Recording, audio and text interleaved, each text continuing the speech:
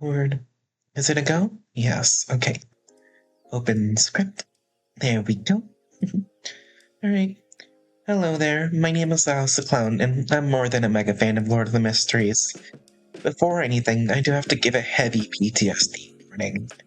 I'll also add that this won't be edited at all, so it won't be interesting visually. My best recommendation is to put this on as background noise and use it as listening material. Now, this is scripted because I get anxious and lose track of my thoughts, but everything from here is real and straight from the heart. I've always wanted to make some kind of thank you to Cuttlefish, but I always hesitated. I started reading the novel before it got an anime, before it blew up outside of China. I started in high school. I think at the time there were 300-something chapters out. I know at least Volume 1 was complete.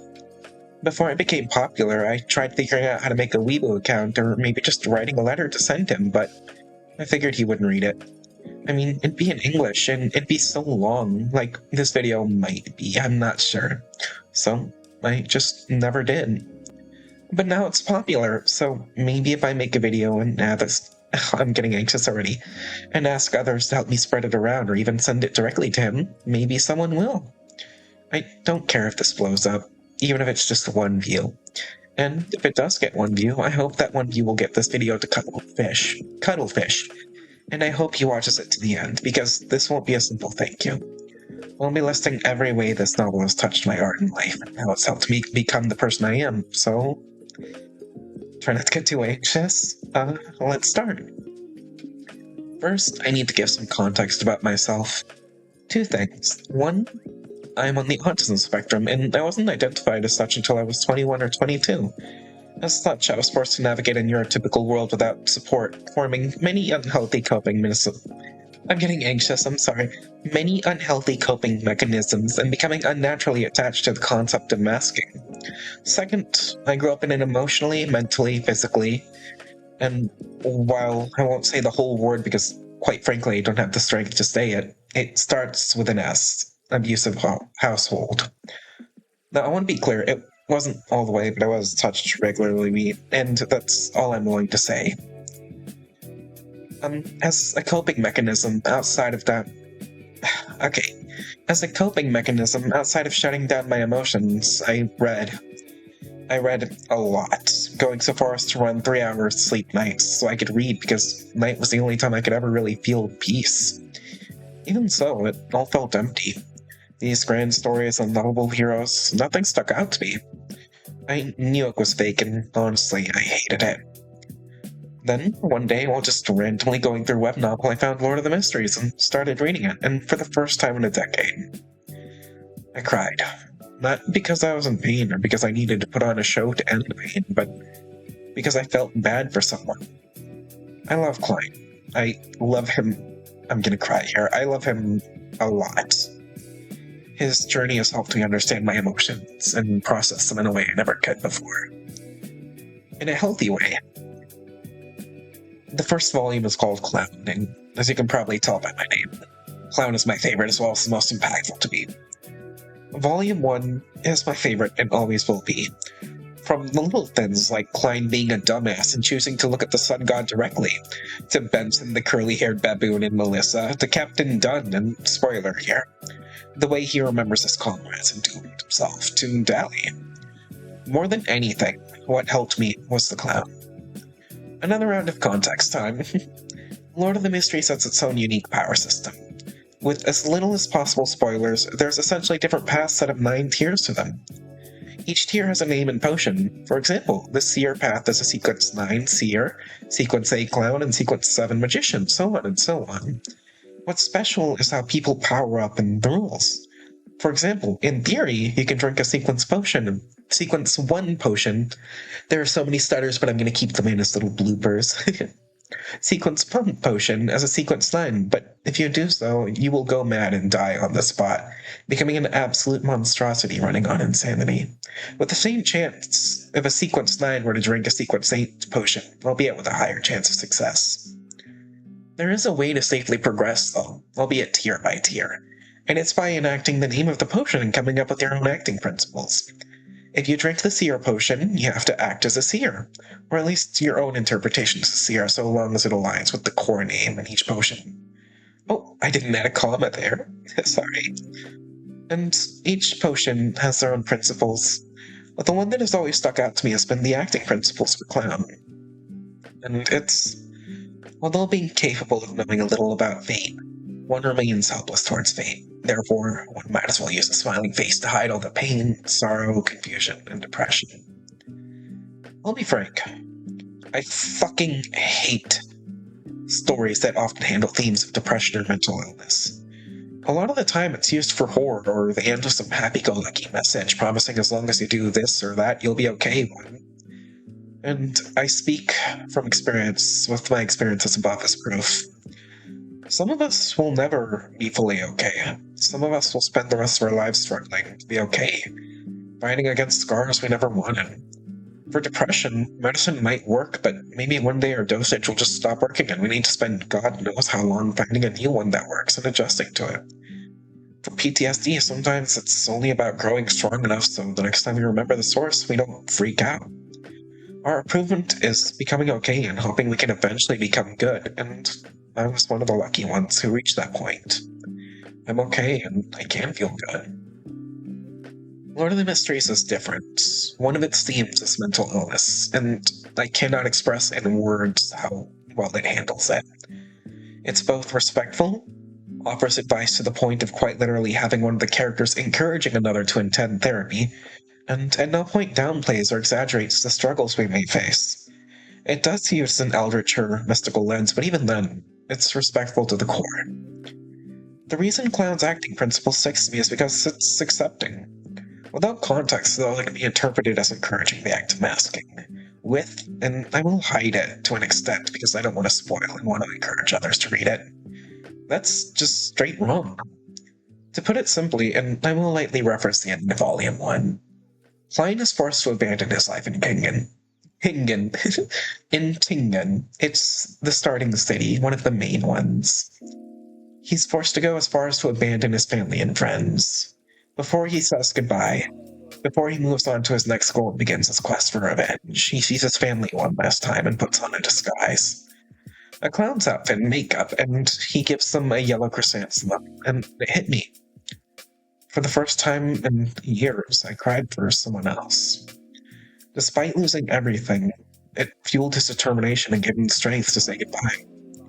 He knew he was doomed to struggle. He knew he was doomed for hell. And he knew he was doomed to be broken over and over again. Even so, he wore it. He wore a happy smile, an exaggerated smile, and a ridiculous smile. And holy shit did it hurt, but it made me feel seen, albeit in a twisted sense. Because, oh my god, okay, you see, because of my environment, I had always been acting. Every moment of every day, at school to be normal, at home hoping I'd be beaten less, and even with my own friends. The smiles, it was all so fake. And yes, I'd read stories where the MC would fake an act for others, but it was always for a selfish reason, or with safety in mind. To get something out of someone, to save someone knowing they had an out, to look better. This was the first time I ever saw someone act and smile for someone else's sake. For the sake of making someone smile no matter the pain. And that pain, it was so unbelievably real. Despite losing Old Man Will, seeing twisted and used, I really should have edited this script a bit more, but again, I'm going to keep this and just make this feel a bit more genuine, because this is from the heart. But anyways, despite losing Old Man Will, seeing him twisted and used by the voices above, or losing Dunn, despite the future he was promised, he smiled, and he did it for someone else, just to make them feel okay, even if for a moment knowing full well he might never see them again. I remember wanting that for myself. Wanting to see someone smiling with all their heart and give me flowers. So, I decided, if I can't have a clown of my own, I'll be my own clown. And I started to try to smile for others. I saw a clown as someone who powers through pain and instead chooses to create happiness. I started doing volunteer work at an animal shelter, but had to stop because I was getting too attached to the animals before moving into a soup kitchen. I used to give out food so often I became a local celebrity among the homeless in my area, so I had to stop because, well, my mom didn't trust the homeless. I don't think she cared about me. I think she cared about how it made her look, but potato. And I just started doing everything I could to be good, and oddly enough, I felt happy. When all is said and done, I would return home to hell, but the idea that despite the pain, I could go out and help someone, for them to look at me and smile, I felt, even if for a moment, that I mattered. That I could go against my fate of being born a monster. I forgot to mention, part of the physical abuse was because my father used to abuse my mother, and when she left him, well, she started taking her trauma out on me since I looked like him. She always emphasized I was a monster. It was my fate to be like him, and thanks to Lord of the Mysteries, I went against it. I became a clown, a silly little goober who struggles to smile, but still does so with the hope that so long as I struggle, one day that smile will be genuine, knowing full well I will struggle. That it'll be confusing, anxiety-filled, and depressing, but that's fine. Because, after all, I'd prefer to try something, even if it's a lie, hoping it'll bloom into a lovely yellow truth. Then, I'll spend my days drowning in sorrow. Now, thanks to years of effort and my very precious friends, I can smile, but I never would have had the strength, desire, or willpower to try without Volume 1 of Lord of the Mysteries. And for that, I give my first thanks. Thank you, Cuttlefish, for giving me the ability to smile. Even if it started off as a lie, it became real after such a struggle. Just like clients. And speaking of those voices that got done, another thing about the potion system, the paths have a nickname. The paths of the divine. The thing is, the higher the tier, the more likely you are to hear or see things you aren't supposed to see, which, okay, eldritch horror, but what I really love is how it's used to represent mental illness.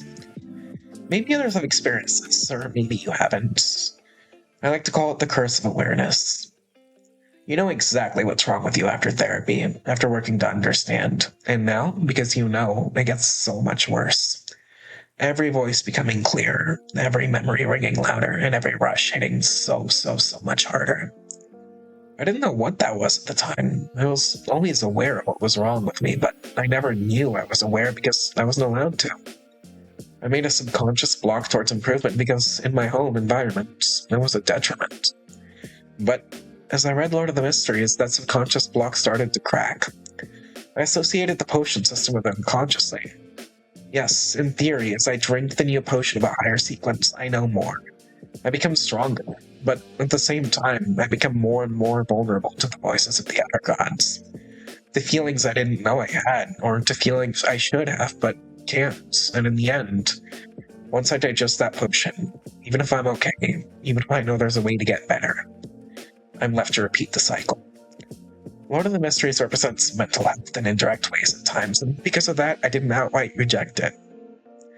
I want to be honest, I don't have big words or some grand speech about that. I felt seen, and because I felt seen, I had the courage to actually start exploring, understanding why I felt the way I did and what those little subconscious voices were. Someone else had to deal with random bursts of uncontrollable emotions. Someone else would hear things trying to twist them around. And someone else couldn't help it without becoming more vulnerable. And for that, I give my second thanks. Thank you, Cuttlefish, for allowing me to understand myself. Now, I'm probably going to end it soon.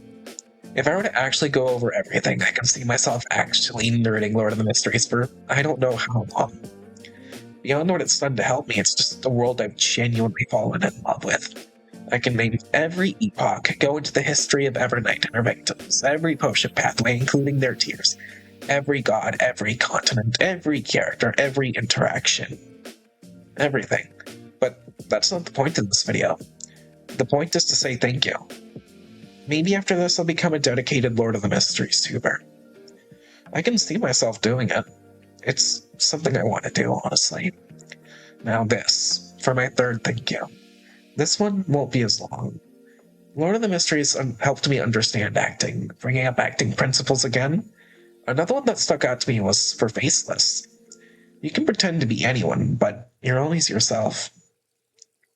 When I started trying to act like a clown, because to me, at first it was acting, I realized it made me happy, and that little bit of genuineness slipped out my mask. People noticed and often called me creepy or doubted me because, well, it's weird to be nice just because you want to be. There's gotta be some reason. There wasn't any grand reason. I wanted to be a clown. I wanted to be like Klein. At least my own idealized version of him. Because I knew I could never be like Klein. I guess I wanted to be someone he could be proud of. Making people happy made me happy. That was it. Still, it stuck out to me. And then I made it to that specific part of Lord of Mysteries, and I wondered, how much of my acting was actually acting?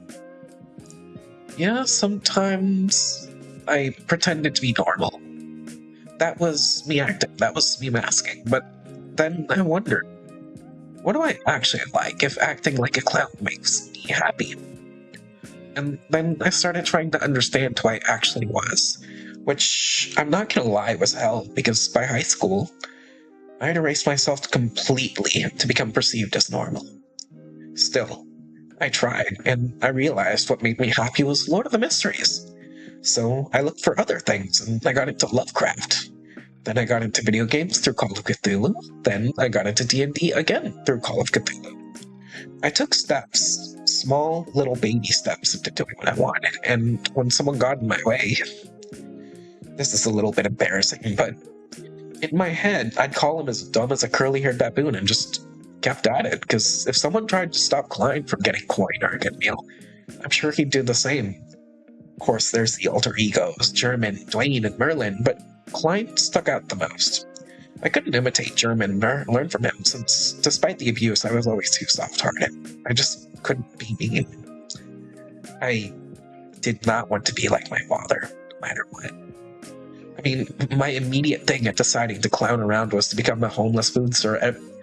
I'm getting emotional. Was to become a homeless food server every time I got home from a bullshit 11-hour shift at the pizza place, which I realized a few years later was pretty illegal. And it was hell, quite frankly, but anything beat home.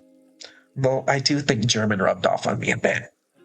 I never got violent. That was one of the rules in my life. But I remember standing up to my mom more after I started reading Lord of the Mysteries. I remember she tried to take my first paycheck and I told her no. It's my money. I do whatever the hell I want. And immediately after that, I thought, man, I must have looked so cool. I wonder if German would be proud of me. And the answer is yes. Yes, he would be. So, third and final major thank you for Cuttlefish. Thank you for letting me become someone.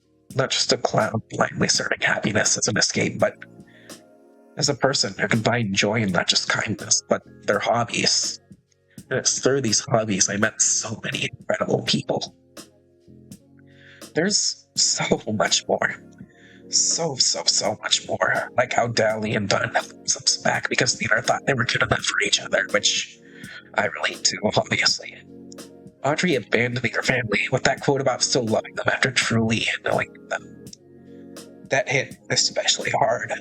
Seeing if you can still love your family or someone after finding out who they really are as a person. And Old Man Kohler's death, just the emptiness of it. How despite how kind and sweet, how he was given an opportunity to escape homelessness, his little hell of a life. How it all ended so suddenly. It really showed me how important life is. Lord of the Mysteries is an incredible novel, and we'll probably make an actual video convincing people to read it, but for now, I have to end it because as of writing the script, I can see myself breaking out into full tears, and future Alice here, you're absolutely right, past Alice, and this is supposed to be a happy thank you. If anyone's made it this far, do you think you could share this to Cuttlefish? Or, if you can't, think you can share it around until it makes it to him? I really do want him to see this. I'll end it here. I don't want to plug my other crap, like Twitch and stuff, and my god, I'm stuttering. And if I ever hit it big, this vid will never be monetized. This is a thank you. Nothing more. Nothing less. So, one last time. Thank you, Cuttlefish, just for everything. I owe you my life. Goodbye.